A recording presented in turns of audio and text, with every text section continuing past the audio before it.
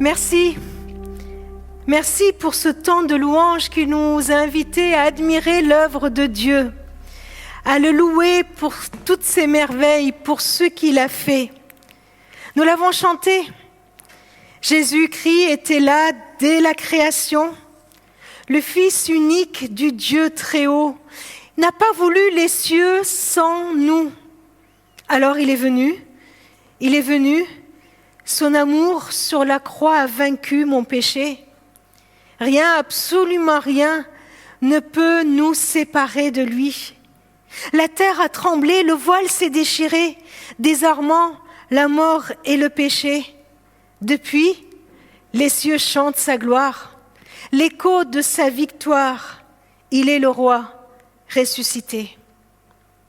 Raconter la gloire de Dieu, chanter ce qu'il a fait, nous oblige à nous positionner. Je vous invite à lire quelques versets qui se trouvent dans l'Épître aux Éphésiens, au chapitre 1. Nous lirons 2 versets, les versets 13 et 14. Vous aussi, quand vous avez écouté le message de la vérité, la bonne nouvelle qui vous a apporté le salut, vous avez cru au Christ. Alors Dieu a mis sa marque personnelle sur vous en vous donnant le Saint-Esprit promis.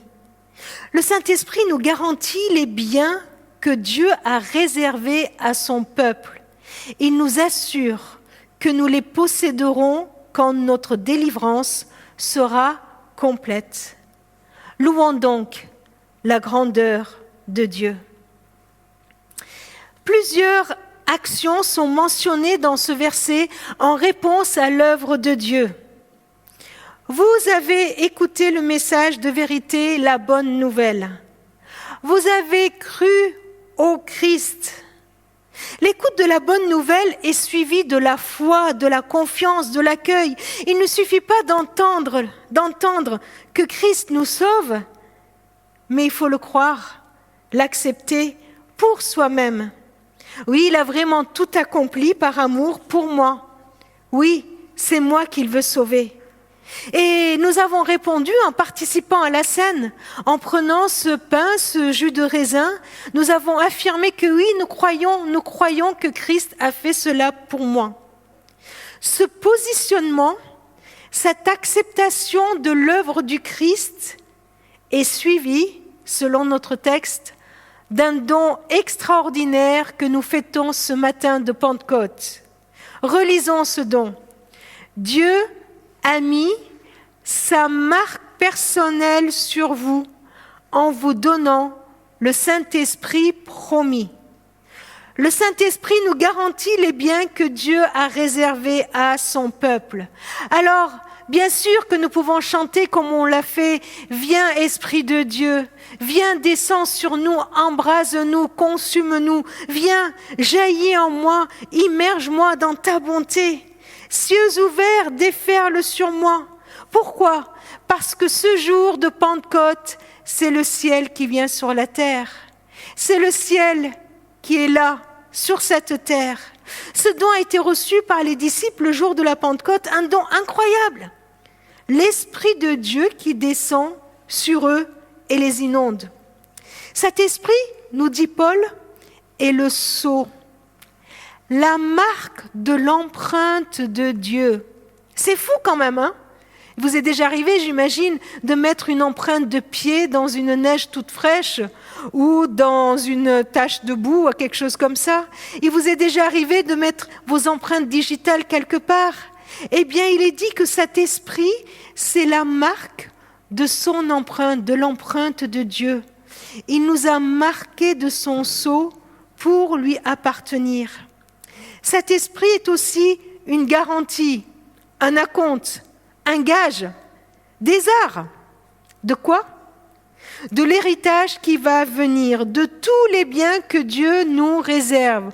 En quelque sorte, Dieu nous donne un avant-goût de tout ce qui nous attend dans le ciel en nous donnant le Saint-Esprit. Paul nous dit que ce que Dieu nous donne maintenant, son Esprit, c'est pour nous permettre dès à présent, aujourd'hui même, de vivre pleinement la réalité du royaume de Dieu, ici et maintenant. C'est le ciel sur terre. Tout en sachant que nous le vivrons dans sa plénitude quand nous serons avec lui dans l'éternité. Voilà un changement radical de la Pentecôte. Nous pouvons vivre dès à présent dans le royaume de Dieu, dans ce royaume éternel. Je ne sais pas si vous connaissez le film Apôtre de Jésus-Christ, la vie de Paul. Il y a une scène qui m'a beaucoup fait réfléchir.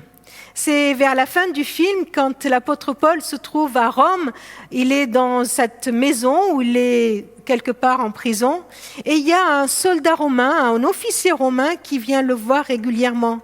Et cet officier romain est très perturbé par le témoignage des chrétiens. Et voilà ce que Paul lui dit. Tu as déjà navigué ? Imagine-toi en train d'embrasser du regard l'immensité de la mer. Tu te baisses, tu plonges les mains dans les flots et tu la remontes. Tout de suite, l'eau commence à couler entre tes doigts jusqu'à ce que ta main soit vide. Cette eau représente la vie d'un homme de la naissance à la mort. Elle ne cesse de nous filer entre les doigts jusqu'à ce qu'il ne reste rien, avec tout ce à quoi tu es attaché dans ce monde. Mais le royaume de Dieu, pour lequel je vis, est toute l'eau qui reste dans la mer. L'homme vit pour ces quelques gouttes d'eau qui lui filent entre les doigts. Mais ceux qui suivent Jésus-Christ vivent pour cette étendue d'eau sans limite. Mes amis, nous avons un choix de tous les jours. Est-ce que nous voulons vivre pour ces quelques années qui nous filent entre les doigts ? Ou est-ce que nous voulons vivre déjà ici et maintenant, dans le royaume de Dieu, dans cette vie éternelle, qui nous est donnée, qui nous est apportée, qui nous est permise de vivre par le Saint-Esprit. Alors, les yeux fixés sur le Christ, nous pouvons, par l'Esprit de Dieu, vivre déjà maintenant dans ce royaume de Dieu. Comment ? Ce matin, j'aimerais juste relever 3 points. 3 points qui nous aident à vivre dans ce royaume de Dieu. Qu'est-ce qui change radicalement entre ce royaume de Dieu dans lequel le Saint-Esprit veut que nous vivions, par le Saint-Esprit nous pouvons vivre, et cette vie juste sur cette terre.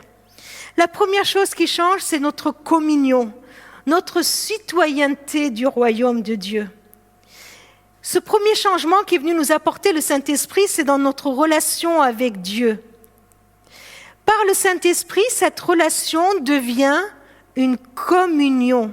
Avant la Pentecôte, pour être en présence de Dieu, le peuple devait aller dans un lieu précis, devait aller dans le temple, faire des rites très précis, très stricts, pour être admis dans la présence de Dieu. Et là, parler, prier, dans l'espoir juste d'être écouté. Aujourd'hui encore, beaucoup de personnes cherchent Dieu dans divers lieux. On pense le trouver dans tel pays ou dans tel autre lieu. Et on est capable de faire des kilomètres et des kilomètres, des milliers de kilomètres pour espérer le rencontrer. On est capable de suivre des rites, des traditions, des règles et des lois pour être capable d'être admis dans sa présence.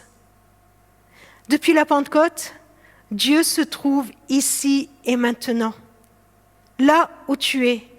Tu es dans un salon, tu es dans ta cuisine, tu es dans ton jardin avec ton ordinateur, là où tu te trouves. Le Saint-Esprit n'est pas confiné dans un lieu. Le Saint-Esprit vient vous rejoindre. Il vient et il habite dans le cœur de ceux qui le reçoivent, dans le cœur de ceux qui ont accueilli le salut en Christ.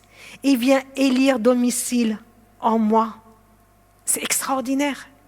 Alors du coup, je peux connaître Dieu de l'intérieur parce qu'il se révèle à moi personnellement. Je peux lui parler, je peux l'écouter en tout lieu, en tout temps, là où je suis.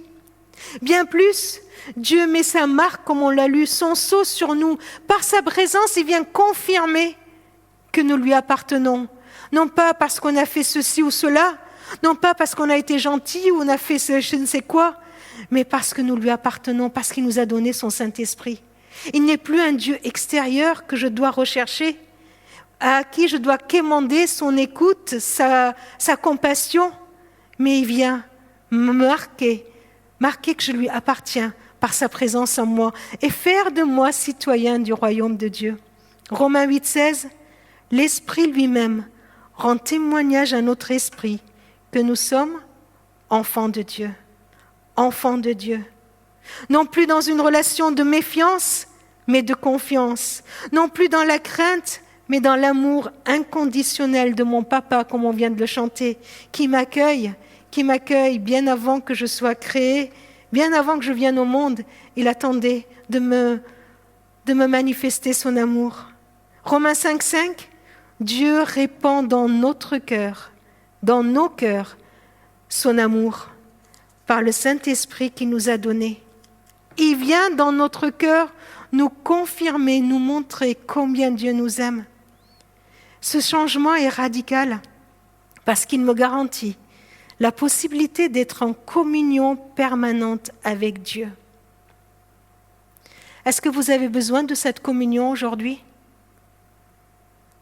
Est-ce que vous avez besoin de ressentir à nouveau la présence de Dieu dans votre vie, d'être en union de cœur, de pensée et de vivre pleinement une relation de proximité avec ce Papa qui nous aime?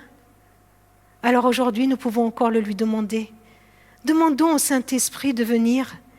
Osons lui dire, viens Esprit de Dieu, coule en moi. Viens, embrasse-moi, embrasse mon cœur pour toi. Déverse dans mon cœur ton amour. Je veux accueillir ta présence en moi.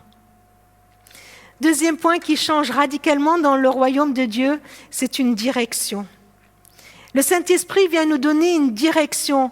Il nous permet de vivre les valeurs du royaume de Dieu. Dans l'Ancien Testament, le peuple, pour suivre les directives de Dieu, il suivait la loi, une loi qui était reçue par Moïse et qui était gravée sur des tablettes. Il était très difficile pour ce peuple de le suivre. D'ailleurs, tout au long de sa vie, un jour c'était oui, un jour c'était non, on suivait un peu beaucoup et pas du tout. Cette loi n'était pas intériorisée, elle n'était pas assimilée, elle ne venait pas d'eux-mêmes. L'adhésion ne venait pas de l'intérieur, mais elle s'imposait à eux. La loi, elle a besoin d'être intériorisée pour qu'elle soit suivie. Et voilà que déjà dans l'Ancien Testament, Dieu fait cette promesse. Dans Jérémie 31, 33, il dit « Voici en quoi consistera l'alliance que je conclurai avec le peuple d'Israël, déclare le Seigneur.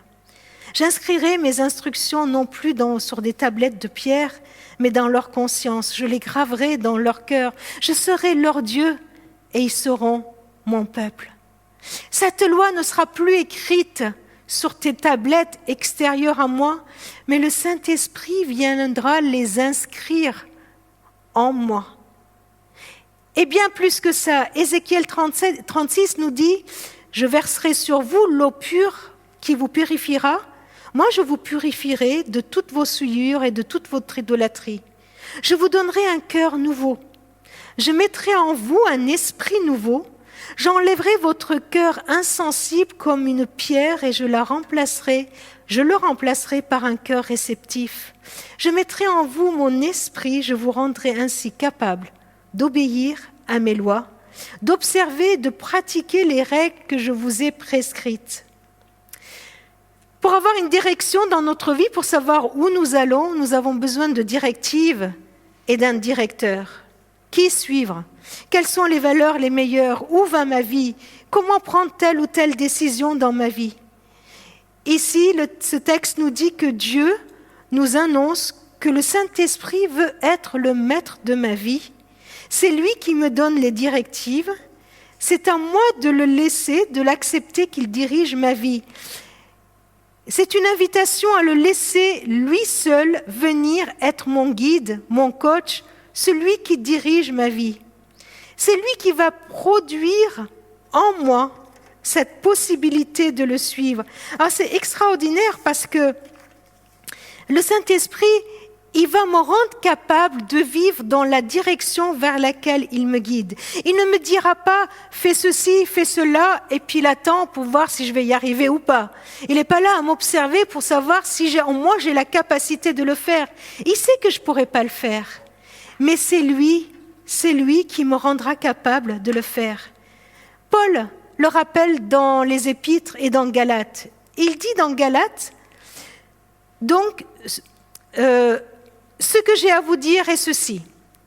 Laissez le Saint-Esprit diriger votre vie et vous n'obéirez plus aux désirs de votre propre nature. Ce verset le dit clairement. Si nous laissons le Saint-Esprit diriger notre vie, accepter la direction qu'il nous donne, alors nous ne serons plus, et Paul continue, et il dit, nous ne serons plus dans l'immoralité, dans l'impureté, le vice, le culte des idoles, de la magie. Les gens se haïssent les uns les autres, se querellent, sont jaloux. Ils sont dominés par la colère, les rivalités. Ils se divisent en partis, en groupes opposés. Ils sont envieux. Ils se livrent à l'ivrognerie, à des orgies et commettent d'autres actions semblables. Donc, si nous laissons le Saint-Esprit diriger notre vie, nous ne serons plus dans toutes ces choses. Mais la suite, mais ce que le Saint-Esprit produit, c'est l'amour, la joie, la paix, la patience, la bienveillance, la bonté, la fidélité, la douceur, la maîtrise de soi.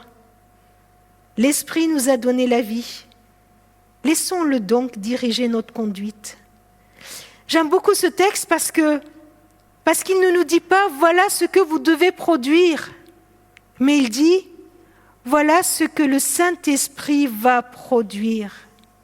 Ce texte nous dit que si on laisse le Saint-Esprit diriger notre vie, alors je ne serai plus envahi par la colère. Alors je ne serai plus dans la rivalité, dans l'envie, l'idolâtrie, l'impureté ou l'immoralité. Mais ce que le Saint-Esprit, lui, va produire dans ma vie, c'est l'amour, la paix, la joie, douceur, bonté, patience. Voyez, la question n'est plus du coup, est-ce que j'ai dans mon cœur de l'envie ou de la bienveillance? Est-ce que je peux résister à l'immoralité, à la colère, à la rivalité? Est-ce que c'est possible? Non. Mais la vraie question est, est-ce que je laisse le Saint-Esprit diriger ma vie? Est-ce que je le laisse diriger ma vie? Est-ce qu'il a tous les droits sur ma vie? Est-ce que je veux vivre juste pour ces quelques gouttes dans une main ou pour l'immensité de la mer? C'est possible. Comment laisser le Saint-Esprit diriger ma vie? Eh bien, tout simplement en le lui demandant, en le priant. Seigneur, Esprit Saint, viens inonder mon cœur, que ta présence en moi produise le fruit dont j'ai besoin. Dirige ma vie, guide ma vie. Que ce soit toi, le maître de mes pensées, de mes ressentis, de mes paroles. Tu es le maître et tes directives sont mes délices. Et alors, le fruit sera là, tout simplement. Le Saint-Esprit nous donne une communion avec le Père. Le Saint-Esprit nous donne une direction dans notre vie. Et enfin, le Saint-Esprit nous fait vivre la puissance du royaume de Dieu. Et voilà ce qui nous amène à ce troisième point. Le Saint-Esprit est une puissance qu'il nous faut libérer. Ne pas laisser confiner, mais libérer. D'abord, c'est une puissance qui nous transforme. C'est lui qui va venir transformer ma vie, mon caractère, mes pensées. Si, même mon caractère. Je ne pourrai plus avoir l'excuse en me disant « Oh bah écoute, c'est comme ça, j'ai un sale caractère, tant pis pour toi. » Le Saint-Esprit est capable de changer même mon sale caractère. Enfin, pas le mien, parce que moi je ne suis pas de sale caractère. Certainement le vôtre, n'est-ce pas? 2 Timothée 1, 7, 8 nous dit quoi? L'esprit que Dieu nous a donné ne nous rend pas timides. Au contraire, Cet esprit nous remplit de force, d'amour, de maîtrise de soi. N'ayez donc pas honte de rendre témoignage à notre Seigneur. Vous voyez, c'est le Saint-Esprit qui va transformer le timide en témoin plein de force, plein d'amour, plein de maîtrise de soi. C'est guidé par le Saint-Esprit que nous deviendrons alors des témoins. C'est la présence du Saint-Esprit en nous, dans le royaume de Dieu, qui va nous transformer. Comment le royaume de Dieu va s'étendre sur cette terre? En le criant sur les toits? Non. C'est le Saint-Esprit qui le fera quand il viendra nous transformer. Acte 1:8 qui a été lu tout à l'heure, le Saint-Esprit descendra sur vous. Vous recevrez sa puissance. Sa puissance. Et vous serez mes témoins. Témoins de l'Évangile, vous savez, l'Évangile n'est pas une simple croyance. L'Évangile n'est pas une philosophie de vie. L'Évangile ce n'est pas l'ensemble de valeurs bienfaisantes. L'Évangile est une puissance. C'est une puissance qui libère. L'Évangile a le pouvoir de sauver, a le pouvoir de transformer le plus grand criminel fanatique de son époque en témoin puissant de l'amour de Dieu. L'Évangile est une puissance. C'est une puissance qui peut convaincre le plus indécis, le cœur le plus dur. 1 Corinthiens 2:4 dit, c'est Paul qui parle et qui dit « Mon enseignement, ma prédication ne reposait pas sur les discours persuasifs de la sagesse, mais sur une action manifeste de la puissance de l'Esprit. » 1 Corinthiens 4:20 nous dit « Le royaume de Dieu ne consiste pas en paroles. » On pourrait même traduire en parlotte. Le royaume de Dieu, ce n'est pas une question de parlotte, ce n'est pas une question de débat d'idées, mais en puissance. C'est une puissance qui sauve, qui sauve. Romains 1:16, Paul qui dit « Je suis fier de l'Évangile. C'est la puissance de Dieu par laquelle il sauve tous ceux qui croient. »